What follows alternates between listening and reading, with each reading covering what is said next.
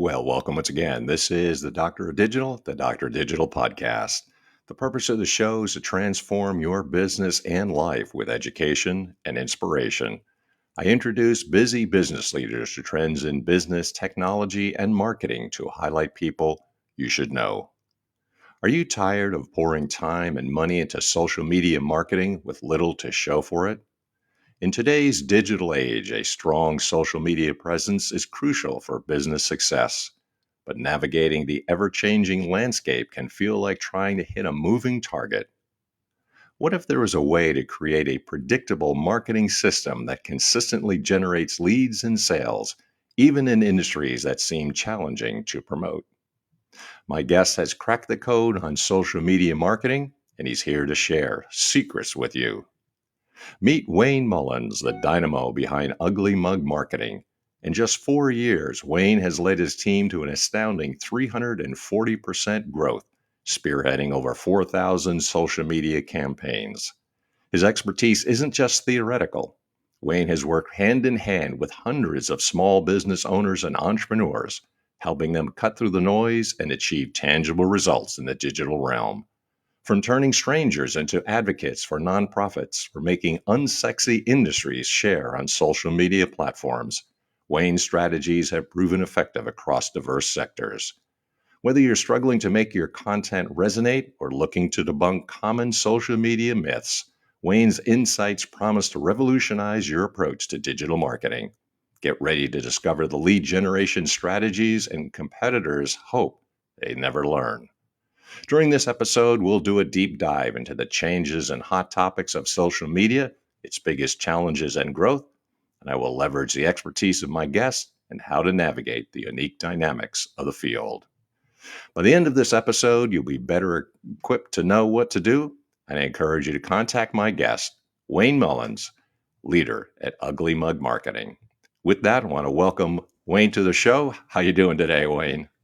I'm doing great. How about yourself? I can't complain because nobody is listening. So It's very true. curious how you got into this field in the first place. I'm always curious. There's some story or something that you would say in your background that got you interested. Sure. So my background, actually, I do have a degree in marketing, Okay. which I would say, no offense to the university I went to, was pretty much meaningless. Not a lot of value from that. Okay. So most of my marketing background actually comes from starting a business, and over the course of a 3-year period, growing that business to the point of being able to sell it. And during the course of that growth, we grew so rapidly that a lot of other entrepreneurs in our marketplace started coming to me saying, I see how fast you're growing. Right. What are you doing? And the answer was we were doing some very specific, very unique forms of marketing and using some marketing strategies that turned into consulting, that then turned into this idea, maybe I should turn this into an agency. Well, very interesting. So you kind of fell into it in some ways, but in a good way, I guess. Yep. Well, have you seen some changes that you could say? Now, there's been a bit of time has passed by. What sort of changes would you say that you've seen in your field? Yeah, I would say that the changes are the same, but they've increased in terms of how quick the changes come. So, what I mean by that is there's always been this temptation in the marketing world to pursue the new, the shiny, the sexy thing, right? Whether it's a new social media platform, whether it's AI today that we're talking about, there's always been this temptation. The difference is today, the number of options and opportunities that are presented to us as marketers is growing at an exponential rate. So that is the temptation. And what the sad part of that temptation is so many marketers fall prey to this idea that if I just figure out the magic tool or the magic platform, that I will crack the code and everything else will take care of itself. And that simply doesn't happen. Well, it's kind of interesting insight. Now, a lot of people are saying the shiny new object is AI and marketers are using it. So, what would you say are the hot topics, if not AI, or is it a hot topic, or what kinds of things would you address? It's definitely a hot topic, right? It is the thing right now that is consuming the business world as a whole, but specifically the marketing space Right. as well. But the temptation I see is this. The temptation is people are trying to figure out how to use AI to quickly and rapidly make a lot of money, right? I mean, they Yeah. want to automate everything in their marketing so they don't have to do anything, so that money just flows in. And here's the most fascinating thing. The entrepreneurs, the marketers that I know who are the most invested in terms of time, money, and attention in AI are the ones who are losing ground to the people who have stuck with fundamentals. I see this across industry. I see this across company size. This is the common thing. So it reminds me of the gold rush here in the United States. Yeah. During the gold rush, the people who made the most money were not the gold prospectors.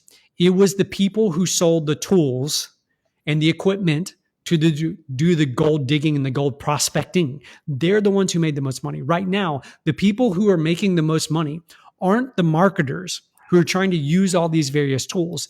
It's the companies who built these tools who are making the most money. When you say fundamentals, could you give us some idea what are those fundamentals that you would say, identify? Yeah, this unsexy answer, but at the end of the day, marketing really boils down to two different things. Number one, it's marketing is all about your ability to attract and to keep a customer. That's number one. Number two, marketing is really about human psychology and math. Nothing more than that, right? Human psychology, meaning that the goal of marketing, in my opinion, is to make sales unnecessary. In other words, when our marketing is dialed in and working well, we don't have to spend a lot of time, energy, and effort trying to convince people to hand us money because the marketing has done that work for us. And the fundamental place that happens is with human psychology, understanding how people make purchasing decisions, and then how do we influence those decisions. What would you say are the most difficult? That's cost of acquisition or cost of retaining your client or customer? I would say that most marketers would tell you the answer is acquisition is the most difficult, the most challenging. I would, however, say the opposite is true. I believe that marketers, the biggest sin that marketers commit today is this. They believe that their job is to go out into the world, find all the strangers, the people who don't know about our product or our service, and to convince them to hand over their money for our product or service.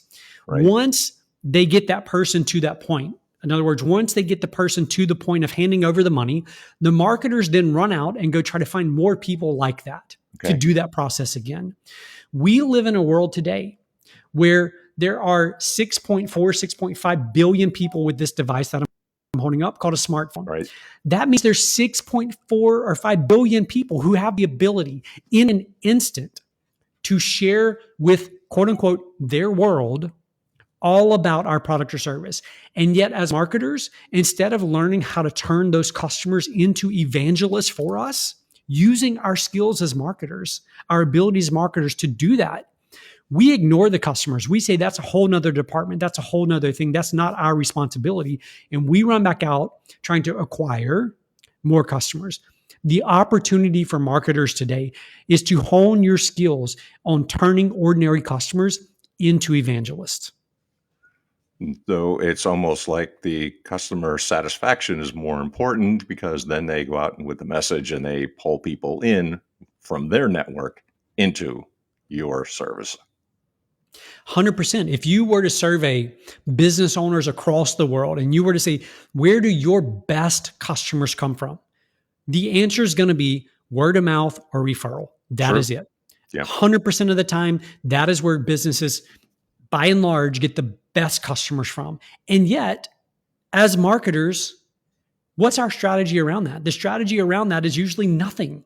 Like we assume that's, fulfillment, that's customer service, that's somebody else's department. Mm-hmm. And so I'm just a firm believer in this.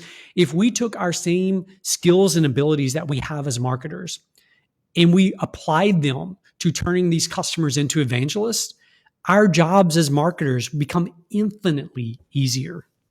And so it sounds like you're integrating a business, which a lot of businesses don't do, because we got this department and that department, and ne'er the twain shall meet. That's often the case. But you're really saying to have an integrated, holistic approach to an organization. So it's really better organizational strategy and improves your business.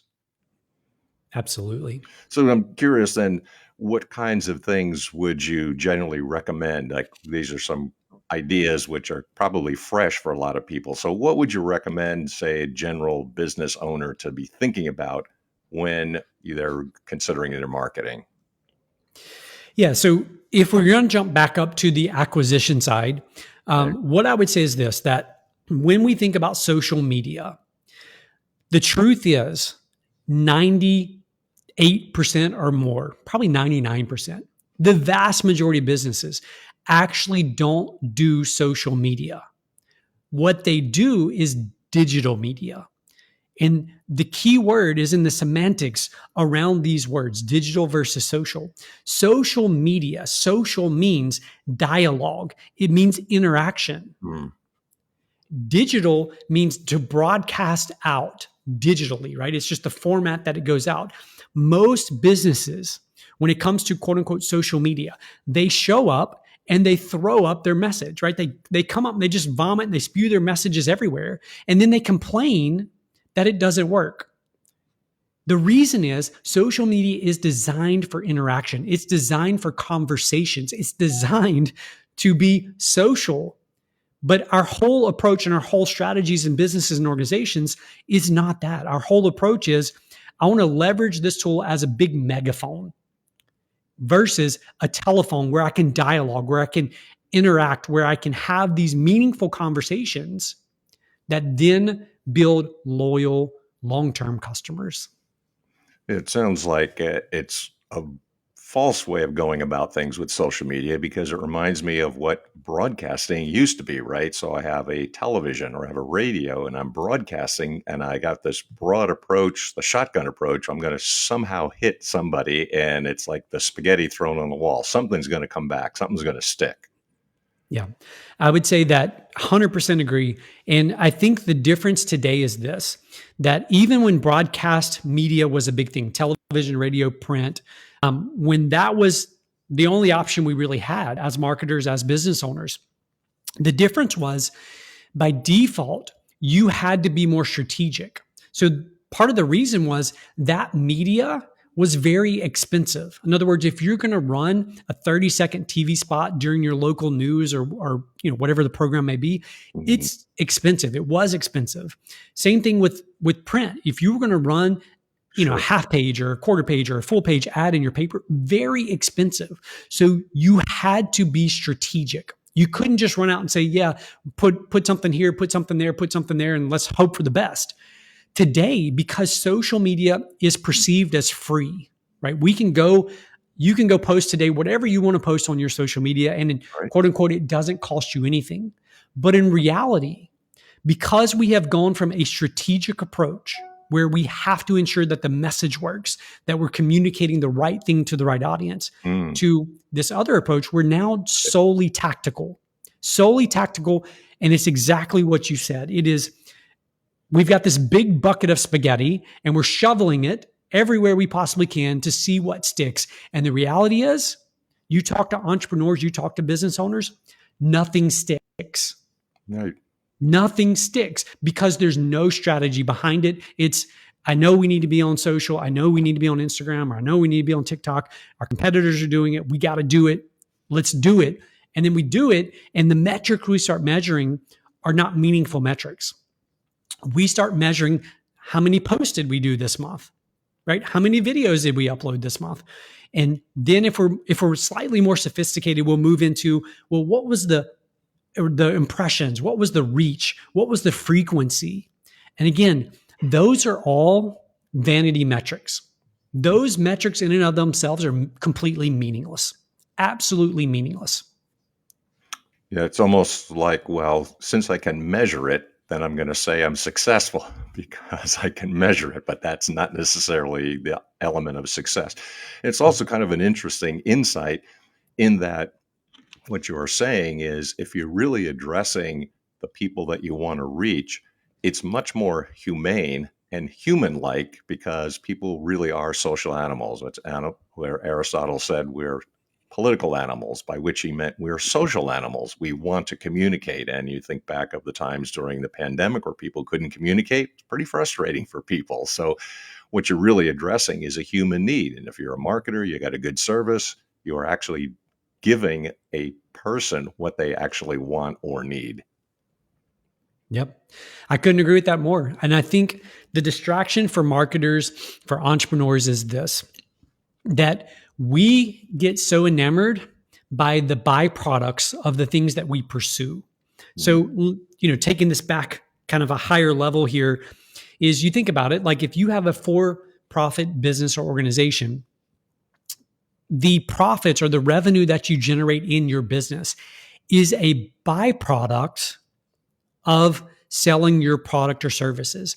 And if we dive into that specifically a little bit more, in that area, what that means is we are in service, either through our product or our service, to the customers. That is why all organizations exist, whether for profit, not for profit, solopreneur, 10,000 employees. We exist. Every organization exists to serve other people. The problem is we get distracted by these byproducts. And when we get distracted by the byproducts, it causes us to do all kinds of stupid things. And that is very evident in the way most people approach their marketing. I was wondering if you could talk a little bit about that and say what sort of expertise or what kind of actionable tips can you give if the so-called business owner or the person that's out there? What kinds of things did you actually recommend? And you could think about some tips to be more effective marketing. The number one tip I would give is this, and then I'll give a quick high-level concrete thing overview. All right. You've got to abandon the tactics that you're calling strategy because they're not strategy. You have to be strategic if you're going to win in the marketing world today, right? You cannot be tactical. And so one question comes up, how do I know if I'm being strategic or being tactical? Sure. The question becomes, when you look at your marketing plan, first of all, do you have one? That's one indication if you're being tactical or strategic. But when you look at your marketing plan, what is the center point of that plan? Is it all the different platforms, all the different things we are going to do? Or is the center point the people that we're here to serve, people that we're here to put our product and service in front of? That is how you know if you're being strategic or if you're being tactical. If it's not about the person, then you are merely pursuing a bunch of different tactics and you're trying to orchestrate them in a strategic way. Now, that's better than not being strategic at all, but the person, the journey of the individual, that is the core of any strategy. So when we think about that, I'm going to give a super quick version of this and happy to dive into more details. We teach what's called the natural progression. And that is simply based on human psychology, the way that every single person makes purchasing decisions. So if you think of an old circular clock hanging on the wall, so at the top of it's the 12 o'clock, right-hand side's 3 o'clock, 6 o'clock, 9 o'clock spot. So at the 12 o'clock spot, we have what are called strangers. So strangers are anyone that you believe would benefit, receive value from your product or service. Those are your strangers, not just everybody who doesn't know about you, but the people who would benefit that don't know about you. Your first objective as a marketer, as an entrepreneur, is to move those people from the 12 o'clock spot to the 3 o'clock spot, from strangers into friends. And there's only 2 ingredients that are required to do that. 1, they have to know about you. Number 2, they have to like you. Sounds super obvious. I could dive into more details here, but objective 1, we have to move them from 12 o'clock to 3 o'clock, from strangers to friends. The next objective is simple. We have to move them from friends, 3 o'clock, to 6 o'clock, where they become customers. They pull out their wallet and hand us money. The core ingredient here is trust.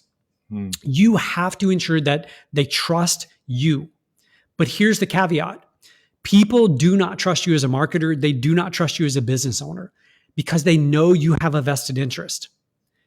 They do not trust you. They are skeptical of you.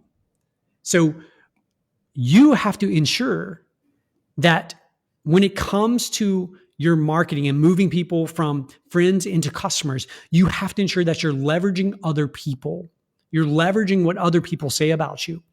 Now, this is where most marketers end, right? So once they get the customer, they're done. We talked about this a little bit earlier, Sure. but Yeah. I would argue once they're a customer, your job as a marketer is to then take them from 6 o'clock on the clock, if we think about it, to Yep. 9 o'clock, which is when they become an evangelist. Sure. Someone who Got it. loves your product or service so much that they're willing to go tell other people.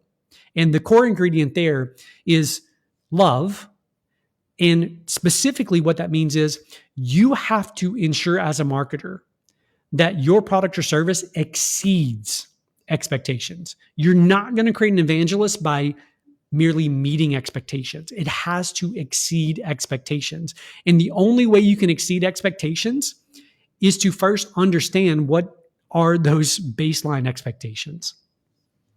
It's really interesting. It reminds me of a quote from Jack Welch. He said to under promise and over deliver. So, keep your word, but then give the person even more. There's a lot of things that you've been able to share with the changes, the hot topics, and a really interesting and personal approach to marketing. I'm wondering if a person wanted to work with you, having heard your message, how they get a hold of you, and what would you recommend that they do? The simplest way to connect is our website, uglymugmarketing.com. You can learn more about all the different services that we provide, that we offer. From there, we've got just contact form. What you'll do, fill that out. We will reach out and schedule a needs discovery call where we just talk through what's showing up for you, right? What are the problems, the challenges that you're currently facing? And can we help? We may not be able to help. We can't help everyone, but if we're a good fit, we'll talk through what those solutions may look like. And it's a very personal and hands-on approach. And that's what I'd say what really communicates is the fact that you really seem to care about people, which is the ultimate form of one person helping another. And that's how the system works. One hand washes the other. Absolutely. Thank you so much, Wade. I appreciate you taking out some time and really some interesting insights into the marketing world and a fresh approach. Thank you so much. Thank you for the opportunity to chat. And thank you again for what you do in broadcasting these messages out to the world. Right. Very good. If you want to get a hold of Wayne and anybody else, you want to make sure that you get a hold of us. But make sure that you like, subscribe, positively review the Dr. Digital podcast for more exciting and interesting guests like Wayne. I want to thank the sponsors of the program, the publishers of both Burning America and On Track, Ian Hunter, for their support. And of course, make sure you get a hold of me at any time, Mastering Presentation Secrets. I help business leaders, CEOs, and entrepreneurs break through their obscurity through oral and written presentations, building credibility and authority. That's Mastering Presentation Secrets on Facebook. This is the Dr. Digital signing off. Until next time, Deus Vult.